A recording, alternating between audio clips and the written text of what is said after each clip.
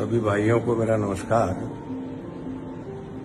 पिछले 15 दिन से मैं जयपुर में था। मेरी घरवाली की बहुत ज्यादा तबीयत खराब थी और मौत से संघर्ष कर रही थी। अंत में तमाम प्रयास करने के बावजूद भी नहीं बचा पाए। ऐसा विधि को मंजूर था। मौत पे किसी का जोर तो है नहीं। आन लाभ जीवन मरण जस पेश देहात। कल उनकी डेथ हो गई।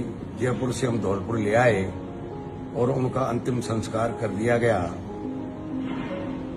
मेरी जानकारी में जयपुर में आ गई थी कि इस तरह से जगन सिंह की हत्या कर दी गई है जेल के अंदर। बहुत बुरा हुआ।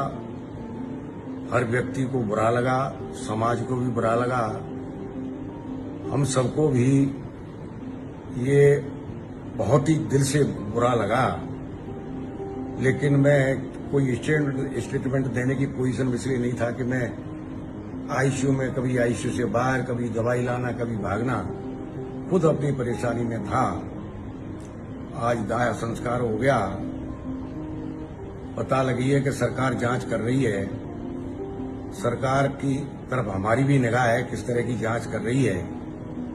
अगर कोई जांच के परिणाम सही नहीं आते हैं और सही पता नहीं लगता है किस तरह से मौत हुई है, किस तरह से हत्या हुई है, किन किन लोगों ने हत्या की है, अगर ये पर्दाफाश नहीं होता तो निश्चित तौर पे लोकतंत्र में जो भी होता है उस तरीके से हम आंदोलन करेंगे। रही बात ये बरसात के मेढक जो आ जाते हैं, जो लाशों पे नेतागिरी करते हैं और दिखावा करते हैं, उन्हें ये जानकारी तो कोई है नहीं कि कौन आदमी किस परिस्थिति में है। 40 साल से गिरमी रखा है। तुम 2 मिनट में तो विरोधी के पैरिया छीते हो, 2 मिनट में जो विरोधी है उसके पैर पकड़ लेते हो, 2 मिनट में तुम सरेंडर हो जाते हो, समाज की दुआई देते हो। समाज के वफादार कब कब तुम रहे हो? तुमने कब कब समाज का साथ दिया है? तुम्हें अपनी गरिवान में जाके देखिए तुम कितने वफादार हो समाज के प्रति।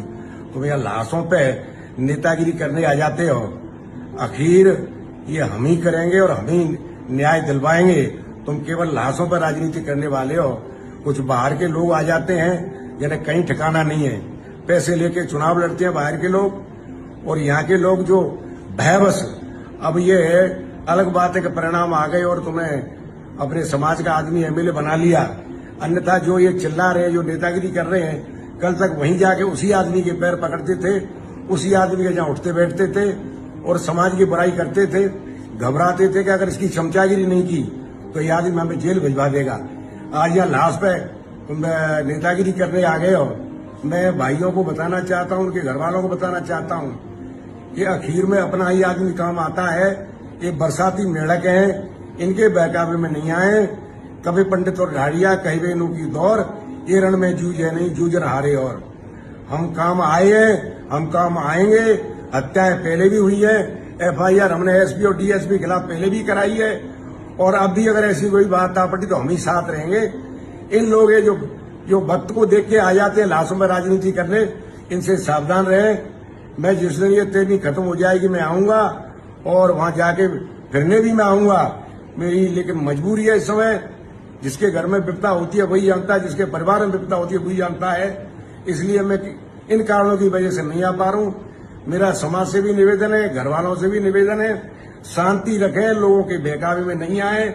निश्चित तौर पे सरकार न्याय देगी, न्याय मिलेगा।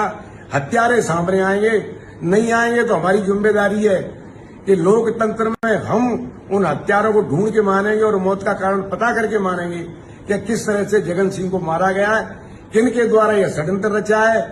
वो सारी बात है, वो सादे पर्दाफाश हम करवा के मानेंगे। समाज धैर्य रखे, समाज शांति बना के रखे, और ये चवन्ना छाप जो लोग आ रहे नेतागिरी करने के लिए, जो पैसे लेके चुनाव लड़ते हैं और जो समाज के छोड़ के कल तक जो हमारा विरोधी था उसके पैर पकड़ते थे, वही लोग कूद के यहाँ बुराई करने आ जाते हैं। इनसे भी आप सावधान रहना। बहुत बहुत धन्यवाद।